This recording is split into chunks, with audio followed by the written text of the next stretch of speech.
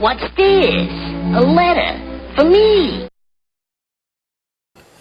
Welcome back to another episode of Remember the Great Sports Through the Mail Thursdays. Today I'm going to share with you 3 envelopes that I just received back in the mail, and hopefully you guys enjoy this video. I think there are going to be some baseball returns because of the postmarks on them. I am going to start with the first one, which is postmarked from Harrisburg, Pennsylvania, and it is indeed who I thought it was, and that is Tommy Herr, former St. Louis Cardinal, Philadelphia Philly, and I believe New York Met. And I will show you one. There he is on his Diamond King. Sorry about the blurry footage there. Here's an 87 Donruss. I'll try to hold it a little farther down, then it won't hopefully blur up. And this is, I believe, a 1981. It could be a rookie card, actually. Not positive on that, but an 81 Fleer. So Tommy Herr played for the Cardinals. He came up with the Cardinals, I believe, in, let's see here, 1979. So that may not be his rookie card. I'm not positive on that, but possibly is. But anyways, I love this St. Louis Cardinals Greats card. That is absolutely cool. Very cool autograph. Said he played for the Cardinals from 79 to 88.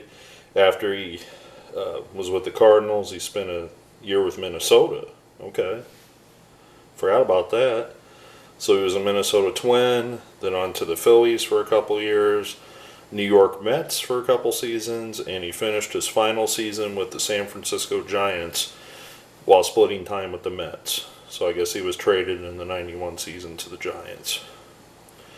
So lifetime, let's see, very good hitter.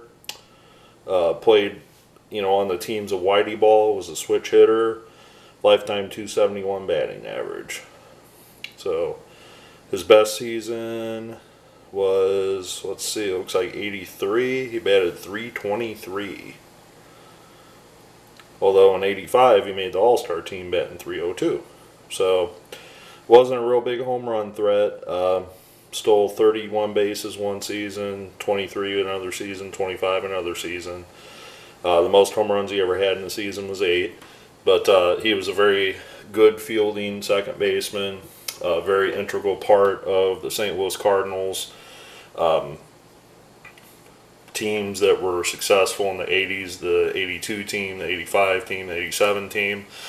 If you guys noticed a couple weeks ago, I posted a 1985 Then and Now St. Louis Cardinals video, which features Mr. Herr. So I will post that up in the top corner here, and I also post it at the end of the video, so check that out if you want to see what Tommy Herr looks like nowadays. Alrighty, so moving on to the next one. Looks like I rearranged my sign a little bit there. This next one is postmarked from St. Louis, and it is indeed who I thought it was, and this is a St. Louis area native who played for the Cardinals, among other teams, the Cubs, and that is Mr. Ted Savage. And this is actually his rookie card signed, Phillies. Then I have a Cubs 68 Topps, I believe that is correct. And that's a second 68 Topps he signed. And this is a 71 Topps as a Brewer that he signed. Mr. Savage, I have actually seen, I'm going to move that because there's kind of a glare on it.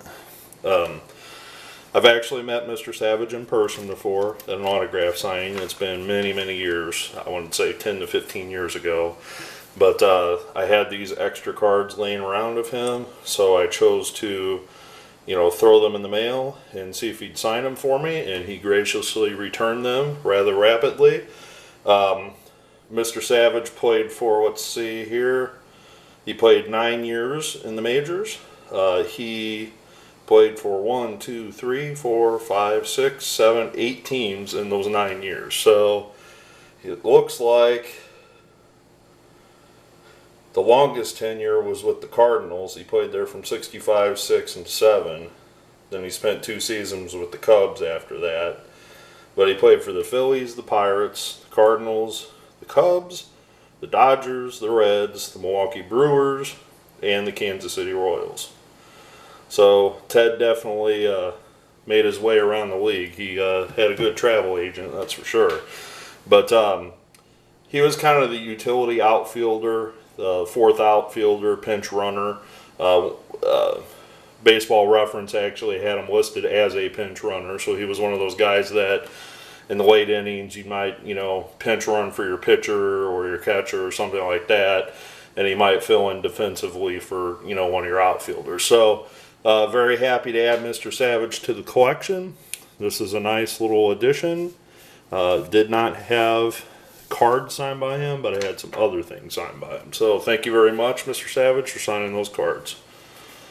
All right, now this final one I'm really excited about sharing with you guys, because you guys know how I really, really, really like my multiplayer cards and trying to finish them. And this is indeed postmarked from Kansas City, and I will share a story on this card when I get to it. But it is postmarked from the Kansas City area, and it is, I'll show you 2 of the 3. It is 3 of 3 from current Royals manager Ned Yost, and that is a 1988 South Atlantic League All-Star card. I happen to have that card of him in my collection. I don't think I have the set, but I just randomly had that card for some reason. And that's a 84 Topps traded. But this next card I'm going to show you, and it's not that impressive, but it is impressive, and I'll tell you why. This card has sentimental value to me. I have finally finished the 1981 Topps Future Stars card, adding Mr. Yost as the final autograph. And I'm going to set this down and kind of tell my story about this card. This is one of the lone cards that actually survived being stolen from my parents' house in high school, and here's why. I got Ed Romero, and you can see the Sharpie. I'll hold it up a little closer. A dying black Sharpie, as you can see. It's streaked. It's everything that could be wrong with it, basically. But when I was a kid, Ed Romero was one of the first autographs that I got. I got all my Ed Romero cards out of my collection and went to a baseball game with my father, and he was the manager. And this was at the Springfield Sultan Stadium in Springfield, Illinois. And I'm actually going to shoot a video about that stadium. Just stay tuned for that in the future. But I handed a stack of 5 or 6 cards to Mr. Romero, including this one right here. And he graciously signed them all and gave it back to me. Well, I decided to write John Flynn, the other guy on the card here. Okay? Hopefully we can still see that.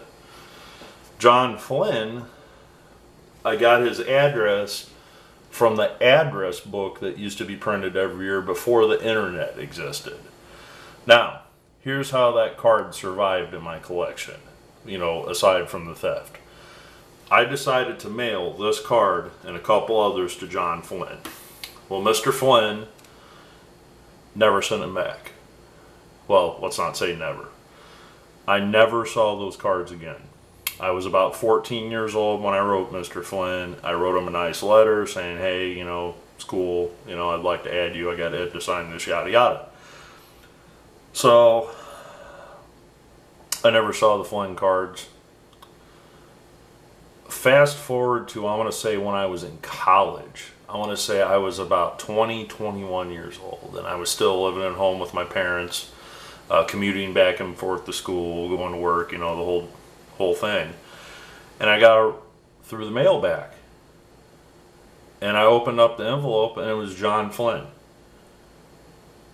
I am not kidding you. Mr. Flynn signed this card, and it took like 8 years to get back to me. 7 or 8 years at least. I don't know if Mr. Flynn lost his mail. He maybe bought a new house and he was cleaning his house out and he found my letter.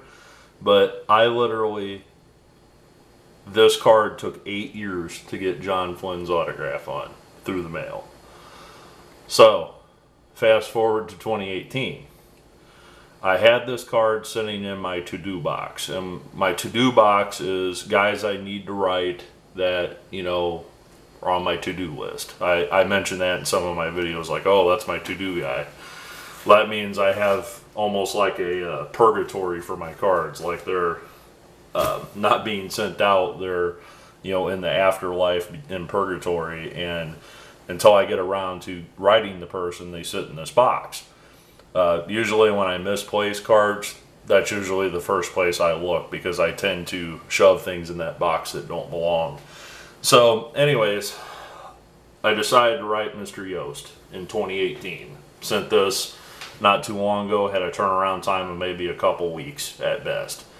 So wrapping this up, this is a card that has taken me nearly 15 years. 13, yeah. That's more than 15 years. But talk about TTM longevity. The Romero was in person.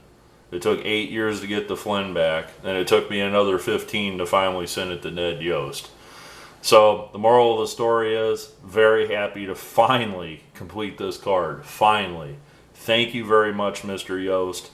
I was very hesitant for a long time to send this because John Flint was so hard to sign, you know, to get signed. I don't know if John signs through the mail anymore. I haven't written him in, you know, like I said, 20 years. So I can't speak for whether or not he still signs TTM. So I'm not going to act like these guys, I got TTM because I got Ed in person. But I do think he does sign. But Ned Yost finally finished this card for me. So thank you very much, Mr. Yost. This will forever stay in my collection, and I can finally put this card where it rightfully belongs in a top loader in my box with my other autograph cards. So thank you very much, Mr. Yost. And of course, thank you, Mr. Savage. And thank you, Mr. Herr, for your time. I appreciate adding all of these to my collection, and I hope you guys enjoyed this video. It was a little bit longer, but I wanted to share that sentimental story with you. So stay tuned for the next episode. Look forward to hearing from you down in the comments below. Thanks.